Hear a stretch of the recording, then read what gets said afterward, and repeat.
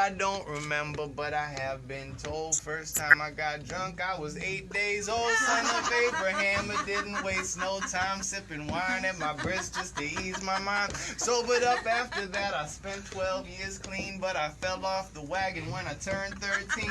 Couldn't see rated R movies or drive a car, but my bar mitzvah had an open bar. They say that day I became a man and I had to obey all of God's commands. Now it's true, there's things we don't do as Jews, but Hashem doesn't mind if we use some booze. Drink responsibly, you gotta stay alive. Don't drink too much, don't drink and drive. For some folks, alcohol can be deadly, but if you drink to life, you can drink with me. L'chaim, a toast to the host and the guest. L'chaim, v'levracha, may you all be blessed. L'chaim tovim, u'l'shalom for peace. L'chaim, may good things only just increase. L'chaim with wisdom, awareness, and wealth. L'chaim to happiness, healing, and health. L'chaim to family, the kids, and the wife. L'chaim, my friends say l'chaim to life. Shabbat is a great excuse to let loose. No need to make kiddish on fruity grape juice. Pop open your finest Pinot or Merlot and keep pouring more till that cup overflows. We celebrate Pesach in the springtime. No grain alcohol, but wine is just fine. They call it Passover cause everyone passes out over dinner from chugging 4 glasses. All 7 days is a coat. I'm tipsy, hanging outside in my hut like a gypsy.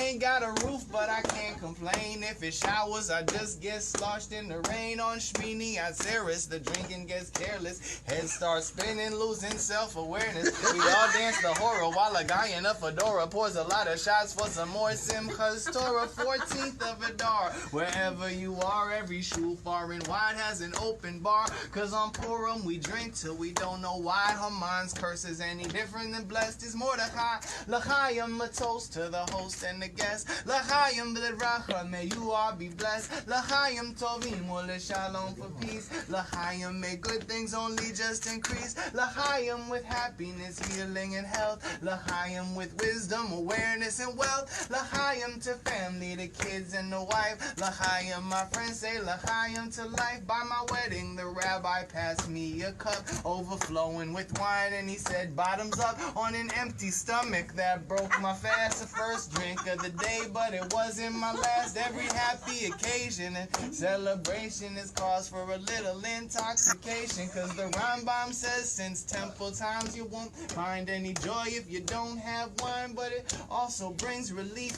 from the grief when my loved ones die. Life seems so brief, but I still do them right. Light a candle, recite Kaddish, and say l'chaim on the yearly yard site. No wealth in the grave, so I buy that top shelf. I'ma drink for the dead till I'm dead myself. So if I don't outlive you, when my soul is delivered to God, give a toast and get drunk at my shiver. L'chaim, toast to the host and the guest. L'chaim, v'levracha, may you all be blessed. L'chaim tovim, u'l'shalom for peace. L'chaim, may good things only just increase. L'chaim with happiness, healing, and health. L'chaim with wisdom, awareness, and wealth. L'chaim to family, the kids, and the wife. L'chaim, my friends say l'chaim to life. L'chaim! L'chaim, l'chaim.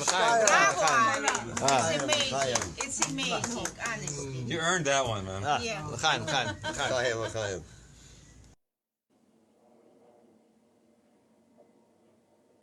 Together, no one suffers alone. Together, no one suffers alone.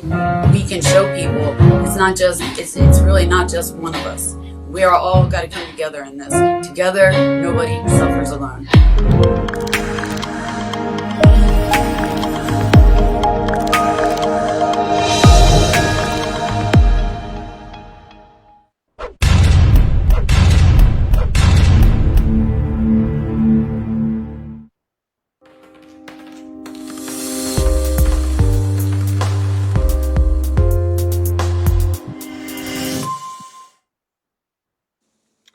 Hi, everyone. Welcome to Our Voice Matters, Exposing the Secrets. This is Sparkles. My name is Sparkles, the host of the show. I'd like to thank and show gratitude to Mind of Storm for allowing us to use this platform and dedicating his time to us. Before we go forward, there's a few things I need to make everyone aware of. I apologize first for the short notice of last week's cancellation. It was unfortunately there was just scheduling issues and a little bit of technical problems. Secondly, I need to let everybody know from the beginning that I was in a car accident on Friday night, and I am suffering with a lot of my memory and things. There will be moments where you will see me have to stop. There will be moments where I have to, my speech may be a little off. And I'm just asking you to allow this to continue on because I'm not going to stop fighting. At the end of this is actually a little bit of light. However, before we get started, now that I've made you aware of that, I do want to put down some ground rules. One, if there's anything throughout this entire podcast that triggers you or makes you feel some type, if you may not even realize it's a trigger, if there's something, if you start getting some kind of emotional something and you're not able to make sense of it, I ask that you please disconnect, self-disconnect, and go self-care. Self-care is so important. The show will be here. My information, I will share when we're done.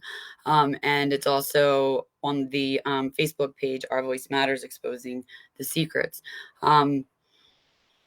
So anybody who is acts out of line, makes inappropriate comments, makes threats, or attempts to contact anybody that watches this podcast and is visibly able to be seen, you will be eliminated from the show. You will be blocked, and you won't be allowed to get back on at all. But that's okay. So that's pretty much the ground rules. So with that being said, in honor of Child Abuse Awareness Month, as well as Sexual Assault Awareness Month, it's pretty appropriate actually that I be on here. So with the work that I have chosen and the passion that has been given to me, or the journey that's been given to me after the accident, and you're going to hear me go back and forth between some things because in order to get a lot of this out in there's no way in this time frame that I could share the level, the amount. I'm going to go over some of the basics, and I'm going to relate it back to how a car accident may actually have been a blessing in disguise for the mission that we're on. So I'm going to start first by saying we need to start reporting people. Unfortunately, at this point, I feel in society, there's money hungry, just gritty, grimy, slimy people who use the things that we actually live through as a way to get it doesn't make any sense. Okay. I'm not going to hold back tonight because 2 days before I went to do my calendar for my social media planning and setting up the shows for the month. I always, because I struggle from my domestic violence with what they believe I have is traumatic brain injury. At this point, things are really bad from the accident. So there's some things that I'm not going to be able to discuss because we have finally gotten legal representation. So I will do my best to share what I can. So to go back where I started. So and I'm okay with this being a scattered podcast because it's very important for me to allow myself to be vulnerable enough for you to see the damage and what is actually going on and how this is not, first and foremost, this is absolutely the last thing I needed on top of everything else that everybody knows I'm going through. But I hope that by the end of this show, that you realize if you are watching, you have ever been victimized, you have ever had child abuse. I don't care if you're 75 years old.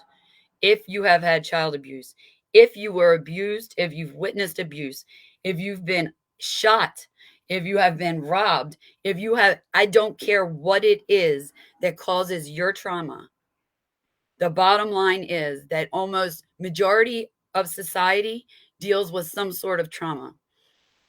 The differences are some people have a lot more money to just make it look different. And then they suffer. And they suffer deeper. And that's because it's got to be a secret here. And we all know about how these secrets go, right? Anyway, so 2 days before I started my social media planning, I realized I decided that it was time through SOAR, I was told, which is Survivors of Abuse and Recovery. I was told by my counselor there that they had lifted all of the statute of limitations in the state of Delaware for child abuse. And my sister, so my mom, abused me for as long as I can remember. I have tissues here, so this could be a very emotional, triggering podcast. I do need to make you aware of that. I'm 45 years old, and I have no memories very vague memories prior to the age of 7. I have one memory at the age of 7, which was my mother including me in kamikaze alcohol races with her friends because she thought it was so cool I could outdrink her friends, right? And let's go from there. So then I became her circus animal. She would crack double packs of cards on my knuckles, like continuously. Back then they did the eraser burn stuff. She would do that to me in front of her friends. I was literally her circus animal. Needless to say, I got to the point where I literally physically did not feel emotion. You could break my ribs, you could smash my face, it wouldn't matter. I'm not stopping because I don't feel that physical pain. At the end of everything, when all that stuff internally starts to kind of subside, the pain comes to play. But until I'm in a position where I can be that vulnerable, I don't feel physical pain. And even to this day, there's times where I'm able to flip into that. It just happens. My family, nobody ever saw me cry for 17 years of my life. I used to go and hide and make them find me. And bottom line is they never looked.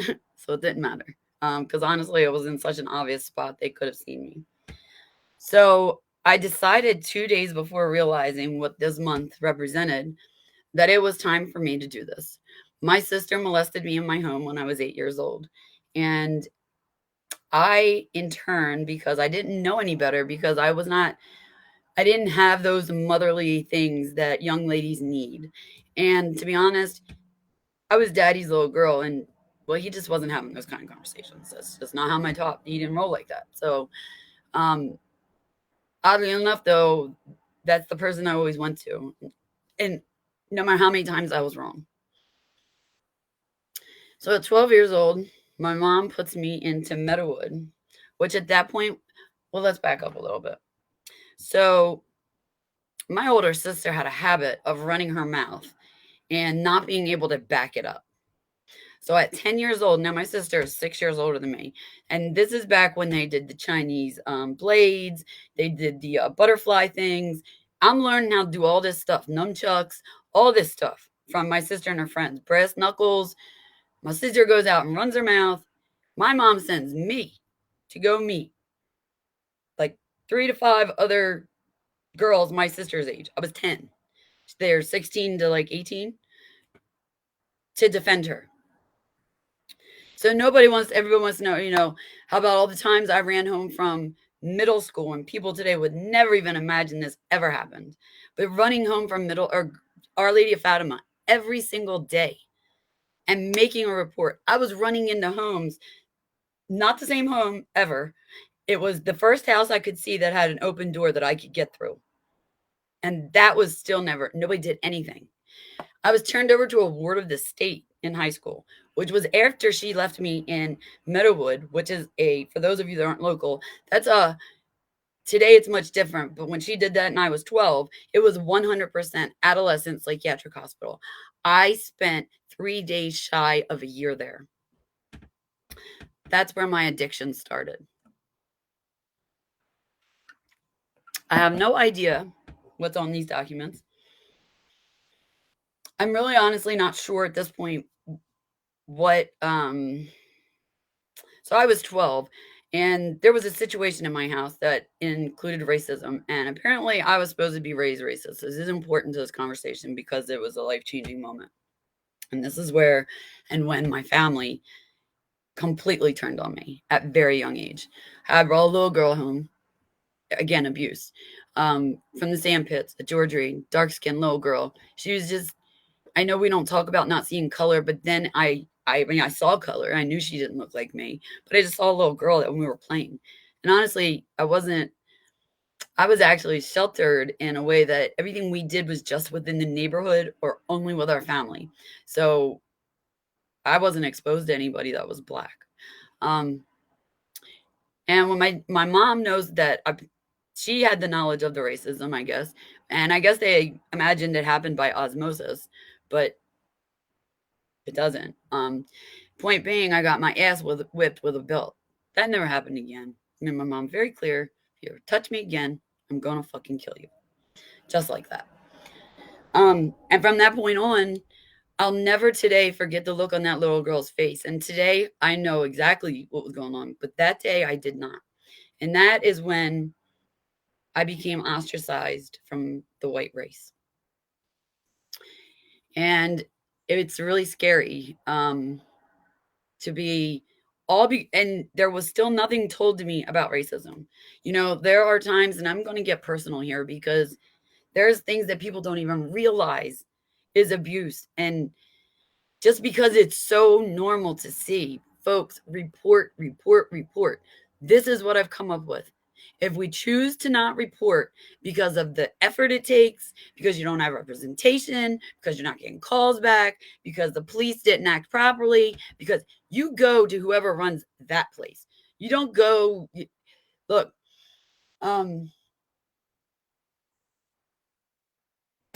so let me back up here. Where was I? Give me a second. We have to report, and I figured this out after the accident.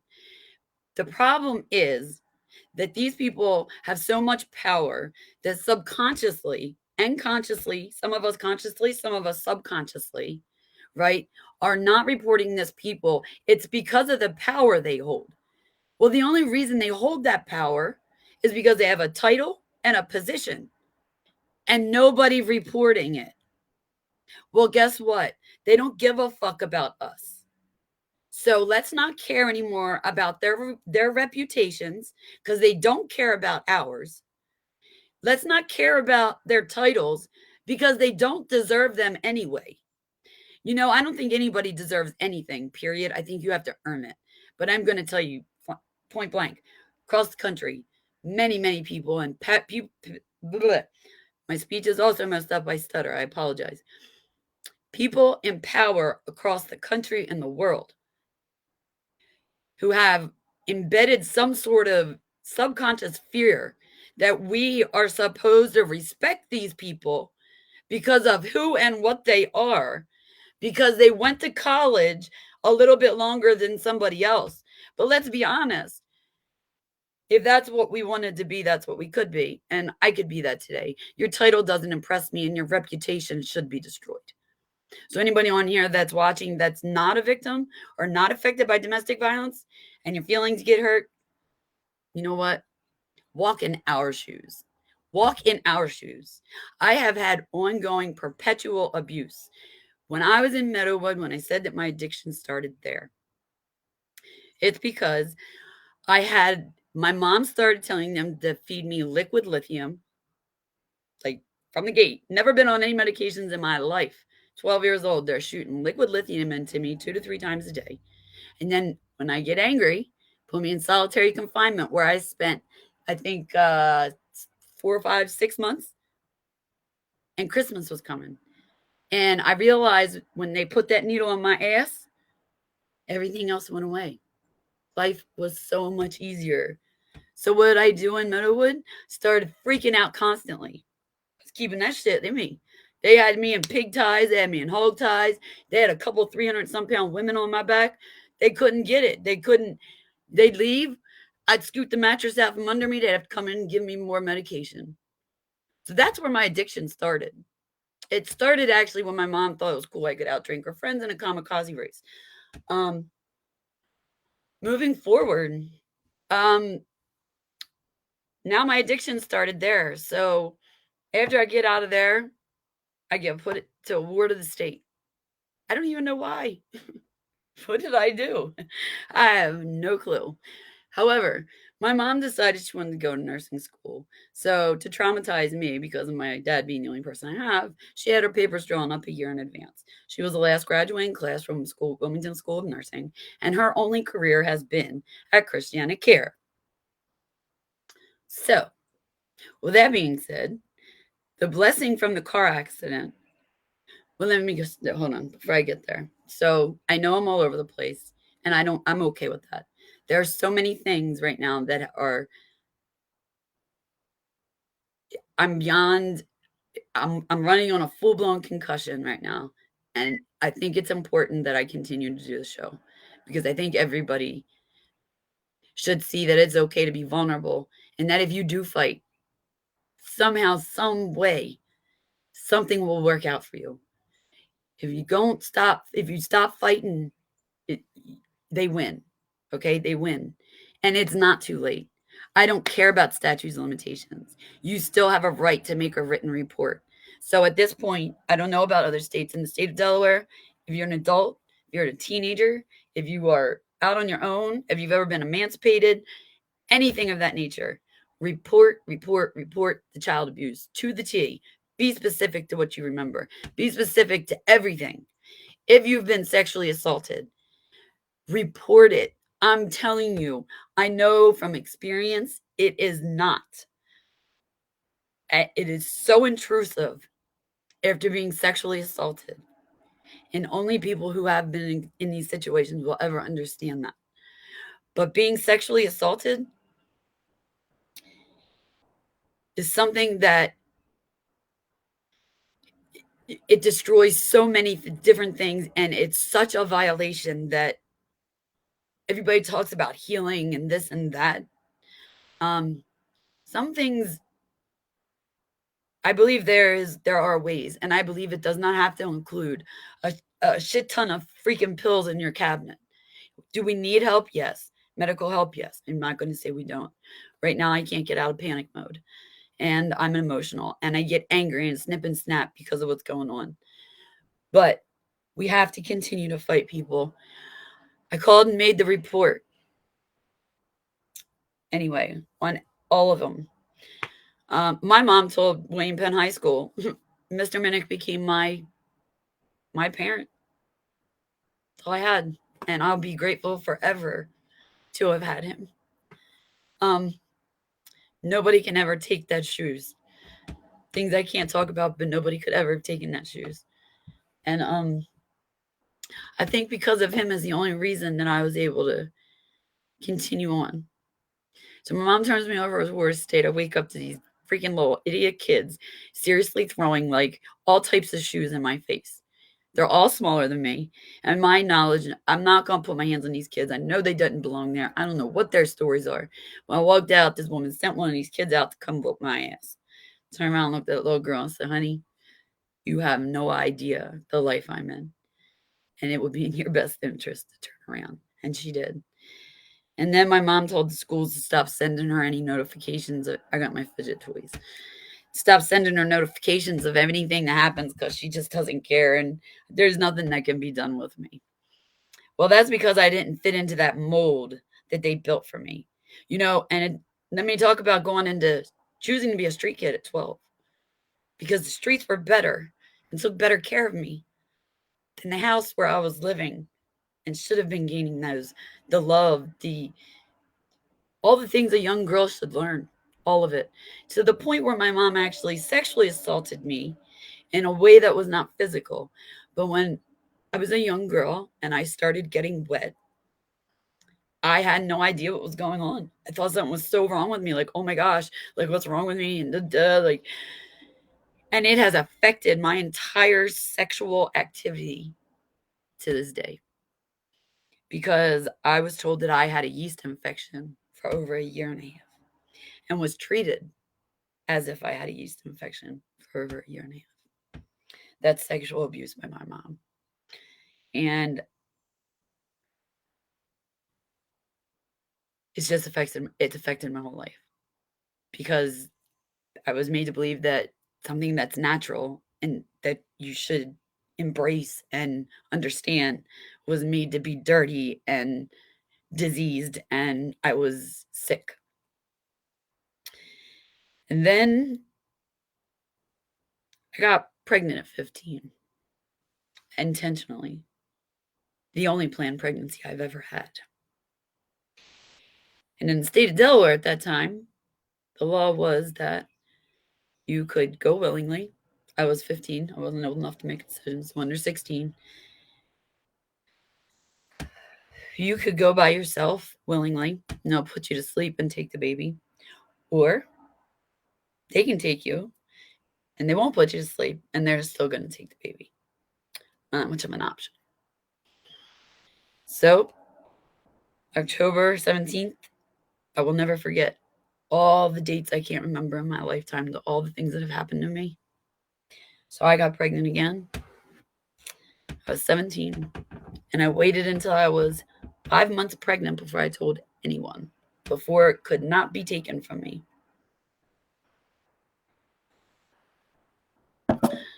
You'll say I didn't actually know I was pregnant until I was about 4.5 months, because I was doing a lot of drugs and acid and blah, blah, blah. And I went through an entire pregnancy by myself, not knowing if my daughter was even going to be okay, because I couldn't tell anybody that stuff. And I stopped instantly when I found out I was pregnant. And she does have a touch of dwarfism, but she's so freaking smart. And she's just like her mama. She's got a mouth, but she's healthy. She's smart. And for some reason, and I don't know who it is, but somebody has always looked over me, because the God-given reality is I don't know how I'm still here. I don't. And I have been gang raped, molested by my sister, a street kid from the age of 12, ostracized by the entire white race. I missed all my finals from high school. I did what I wanted, like literally. And my school counselor is the one that really, I wanted to go to college. He said, "Dawn, you don't ever come to high school." I said, "But I want to go to college. This is stuff I want to learn." And I 4.0'd it. And I still didn't go to high school, but they graduated me. And then move on, having my daughter. My mom made fun of my birth. Not just inside the family, but to all her friends and everything. Embarrassing, because of some things that I may have said when I was in hard labor. I used to get phone calls from my mom's friends' kids. "Call my daughter. She's a junkie," as my mom would tell everybody. So my mom has built a false psych record on me since I was a child, to the point where I cannot get any treatment in the state of Delaware. As a matter of fact, HIPAA. Now let's go to the car accident. So I have some very good context and waiting on responses for attorneys for the DV stuff. However, the accident Friday night, they wanted me to be on drugs so bad. They wanted me to be drunk. They wanted me to be at fault. And I was the whole end of my car sitting in my back, like right to the back seat. If I'd been in a newer car, I truly believe I'd be dead.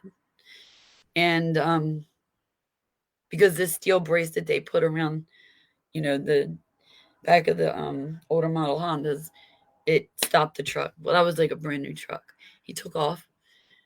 I couldn't barely walk. I was scared. I did things or called people I don't even know. But by the grace of God, there was a witness. And this young man's brother I believe it's his brother, is a state trooper. I was right outside the hospital when it happened. And everything I couldn't believe the great treatment I was getting. Till I got in Christiana Care, and all the emergency personnel that were with me left.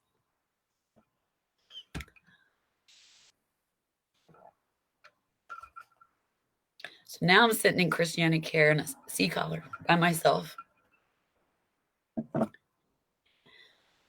And knowing what was getting ready to happen. So this nurse comes up. She's asking me questions. I'm giving her nothing but respect at first. She walked away and I couldn't remember her name. And she yelled down the hallway, If you can't remember my name, that's your fucking problem. I said, you dumb fucking bitch. You don't know me. You have no idea what I'm dealing with. And that was very out of line. They started coming around me, just around me, like they were getting ready to do the involuntary, we're going to tear you to pieces and make you look like a crazy bitch type shit. And I sat there, had my phone on, calling my boy, like, you need to come get me. And I'd not seen a doctor, had not completed the intake stuff, had not had blood pressure, no vitals. They were already planning my 72-hour involuntary stay at a psych hospital. I was in tons of pain. I could barely walk. I could not hold my body weight.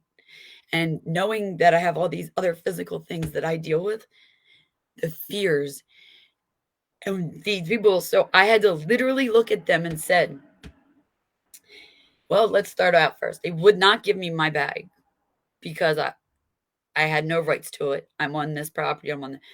I started recording. So I have some of this on my phone. The guy comes up to me. I told her, I said, bitch, this is all being recorded. So it's all good. Don't worry about it. I don't need your name. I got your face. So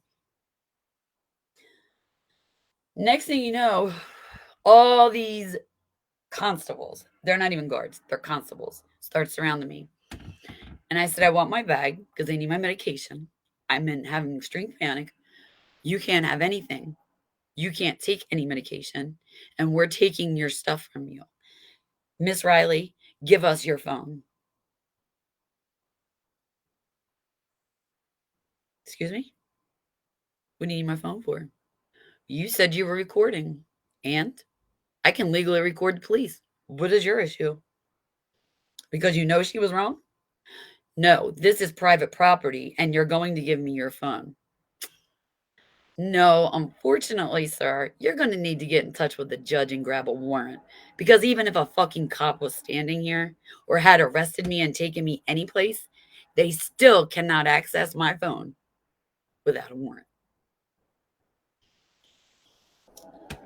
And that stopped that because they knew I knew a little bit about what I was talking about. So the next thing was I said, I need to get the fuck out of here. Like they made it. I was at a dead stop and I was hit from somebody from behind in a brand new, like, lifted truck doing 40 to 60 miles an hour. My car is destroyed. There's a lot going on in this whole area. But the point is that I looked at him and said, you know what?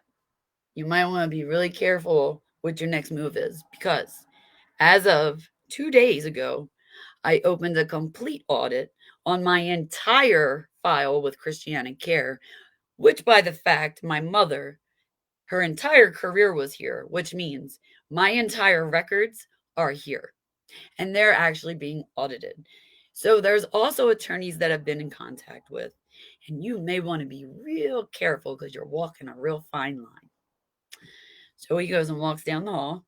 I said, I'm out, leaving, grabbing my shit. They ain't touching me because if they throw me down, I could have seriously been hurt. So I get my stuff. I still got my boy on the phone. He's hearing all this. And he got in his car and was there and lickety split. He was a close person. Get in the car.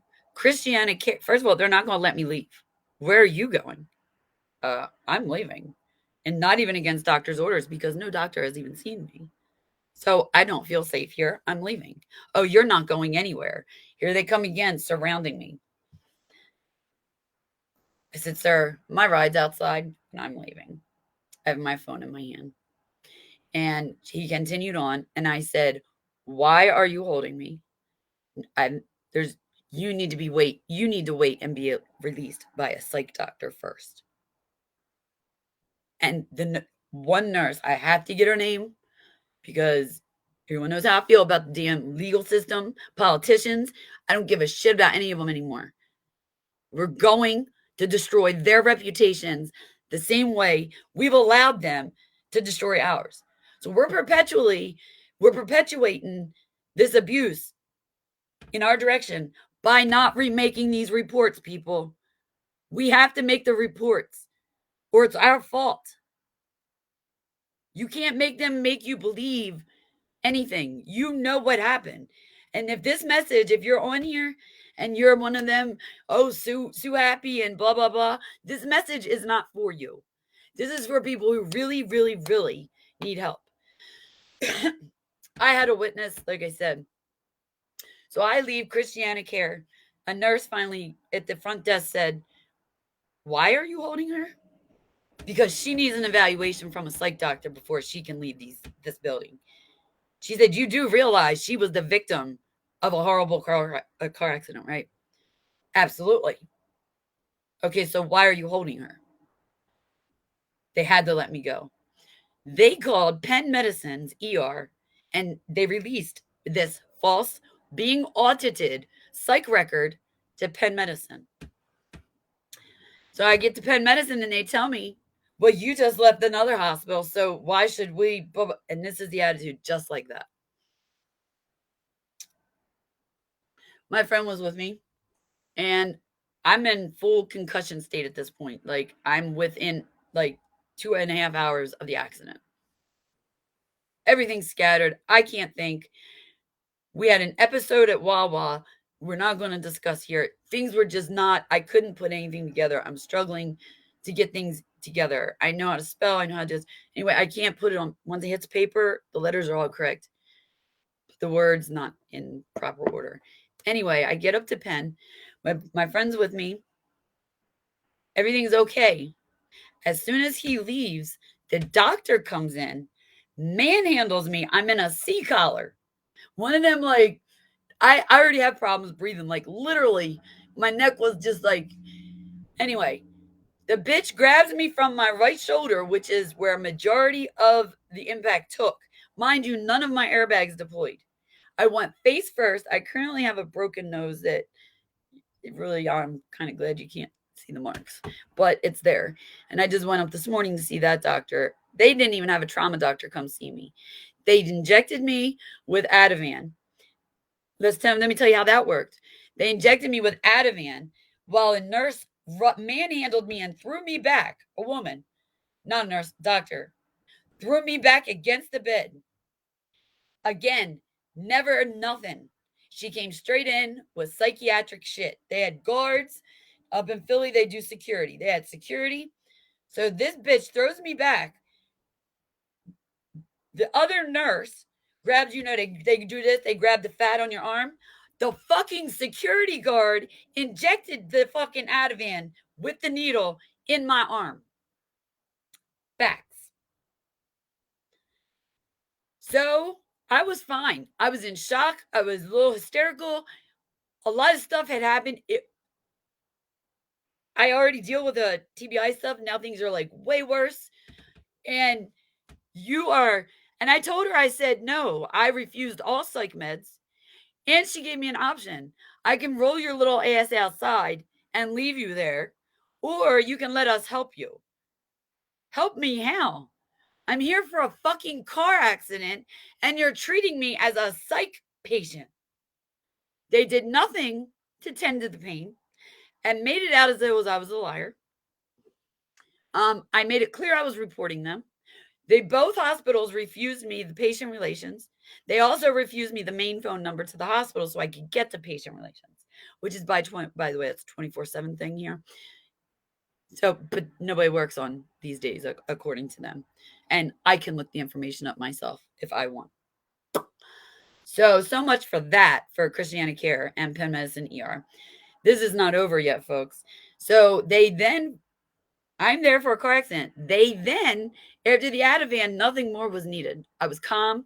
I was able to collect my thoughts. I was able to express what was going on and what had happened.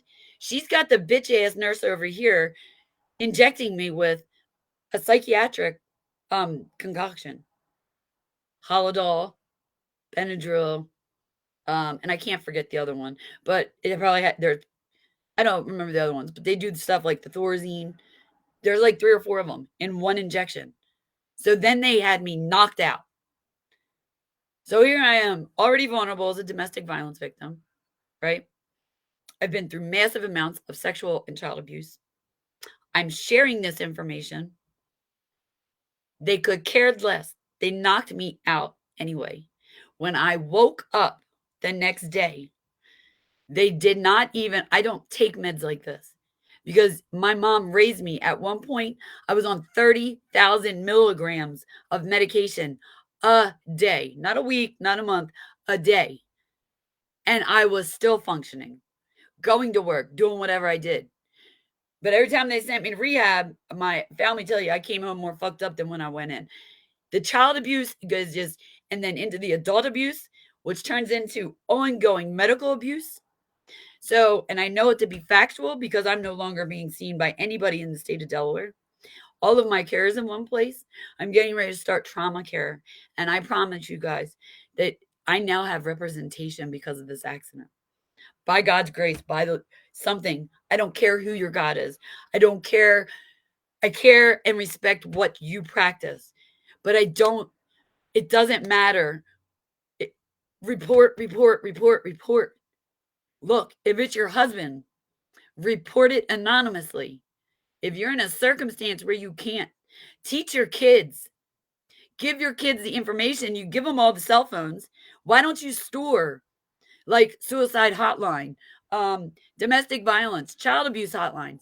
How about a way to report the abuse to mommy or daddy from the other party that the child's witnessing? Why don't we start doing things like this and being proactive and at least having the information right there available so that if they are brave enough and they can find the courage, then we can make a report. I'm not saying anything's going to come from these reports, people, but I promise you that by everybody starting to report all of it, I don't care how big, I don't care how small. It's aggravating. I'm looking at you in your face. I'm telling you, I am so freaking angry. I am so hurt. And I have no support system. I don't have somebody to count. I literally almost walked 7 hours last night to get to my appointment today. That's the support I have. And if someone like myself can go through the amount of ongoing nonstop abuse from as long as I can remember to this very moment, trust me, guys, you can get through anything and we can do this together. But you have to report. You have to, I don't know, you're going to have to figure out how to put faith over fear because somebody is eventually going to hear you. And that's what happened with the car accident. So, the metal I have been, these are some of the things I can't go into detail about. But because of this accident, I am actively going to be able to show you, and I want everybody to see these moments because this is the real stuff. And it's all the things you cannot see. So when a victim tells you that they're confused, they're not crazy. Start asking other questions. Start doing more research. Look up questions to ask somebody. Don't ever give a victim of any age how you think it should be done because you will immediately shut that person down. I don't care how old they are. We have to come together and we can do this. We can do this worldwide. And I am committed to this. So committed to this. And I'm telling you, so I have reported my entire life of child abuse to the police. Let me tell you how this went. Just to show you and to let everybody out here know that what you see on these government sites and you see specifically in Delaware, but I know it's happening in other states. I just can't give you the states that are better or worse at this moment. I do have it, but I don't have it available at the moment. I forget what I was saying. We have to look. Delaware is like, I have to relocate right now because the only way that I am literally safe from my victimizer, from my family, from the hospitals to the police, everything in the state of Delaware. I'm going to die. And my doctor told me that. One way or another, it doesn't matter. So I made these reports, right? Bouncing back. I know I'm all over the place, but it's just kind of where I'm at right now. And 2 days later, well, I found out that when I made the reports that the people I reported are not going to be aware that these reports were made. Because I was told by the Newcastle County officer that, again, we're back to the Newcastle County Police. Stay tuned, because that's going to continue. Newcastle County cop in Delaware, Newcastle County, Delaware, took all the information. She was so helpful, and I thanked her. And I did all this, and I even said, you definitely treated me differently.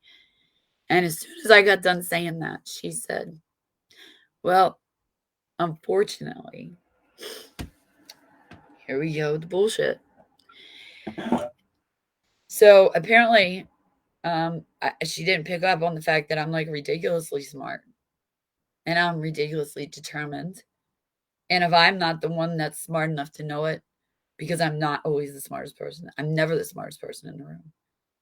And I don't have a problem going to that person and finding out. And when I say I'm doing this for the masses, trust me, it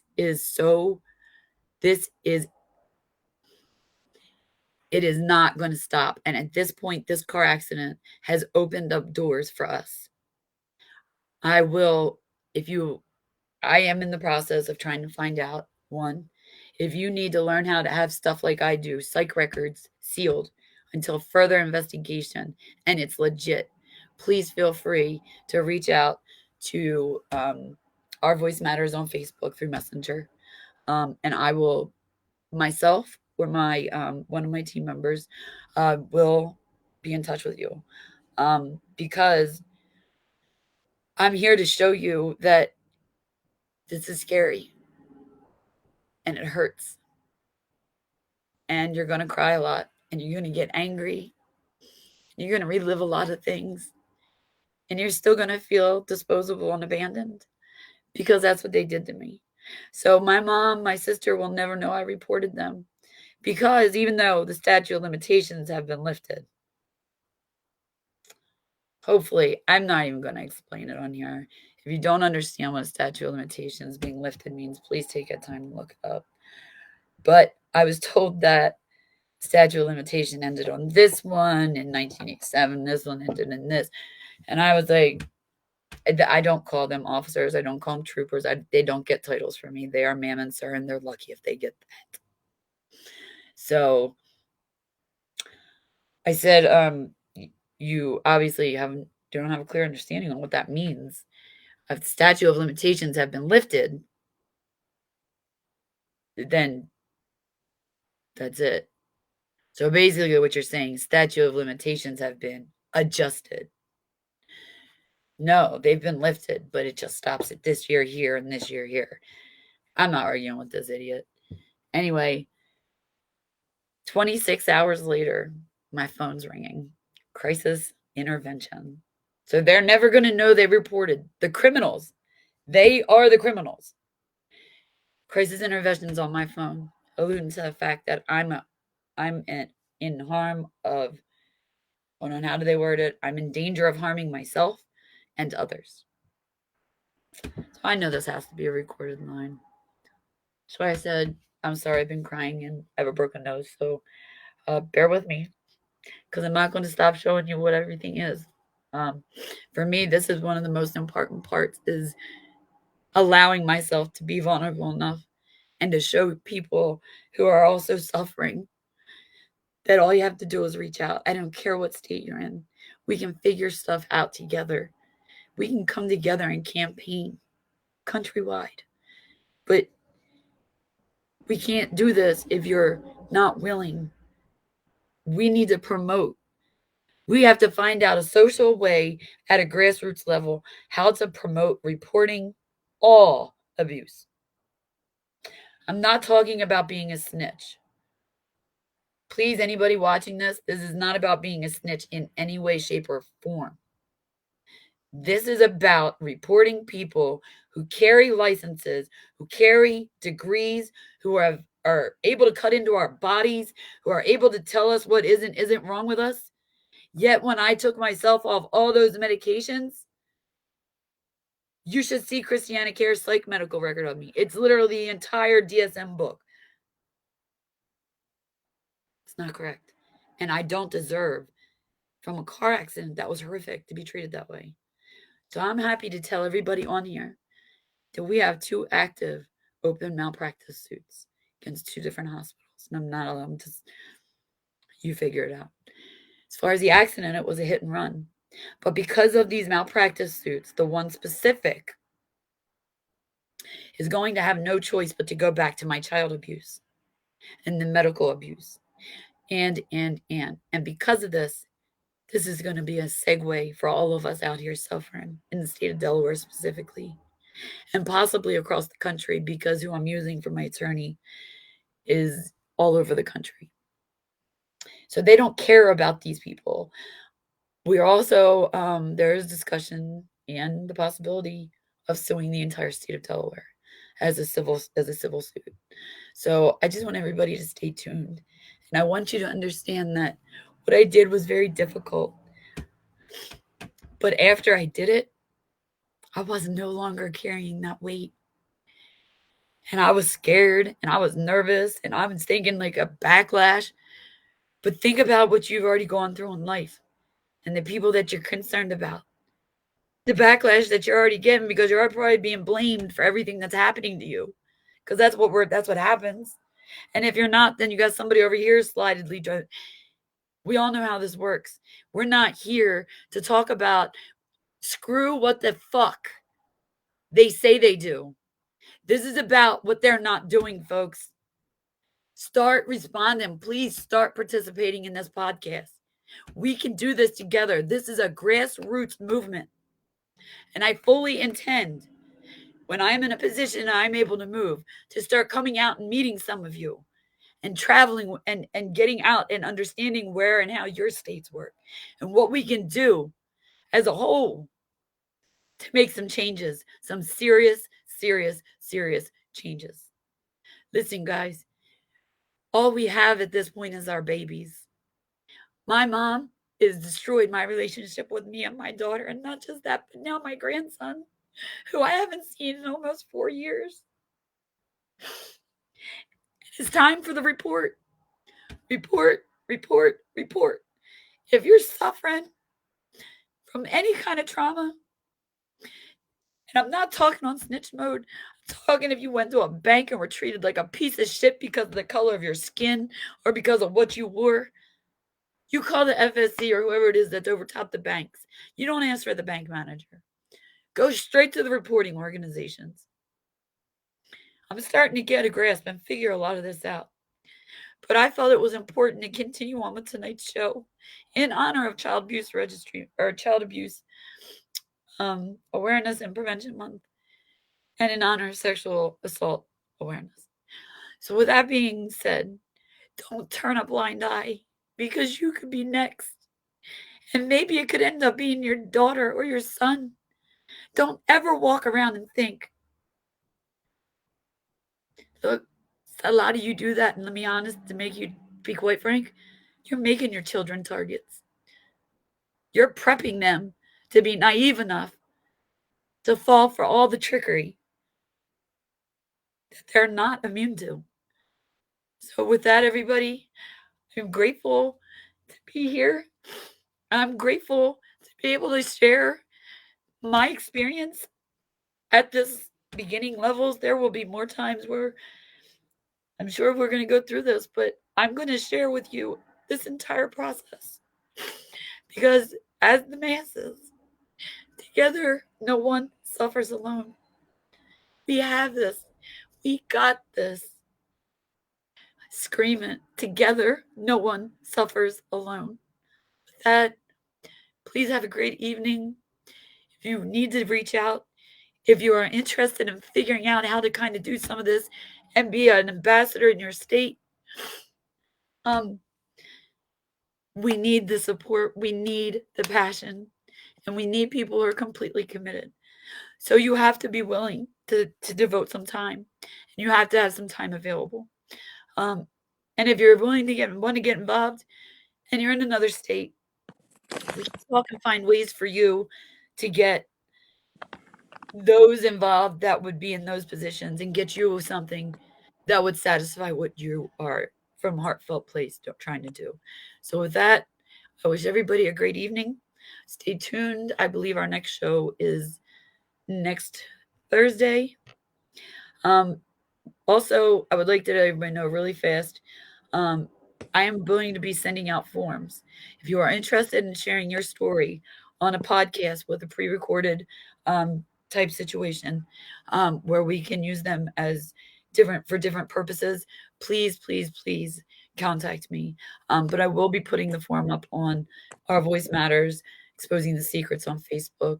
Thank you, everyone. Have a blessed night.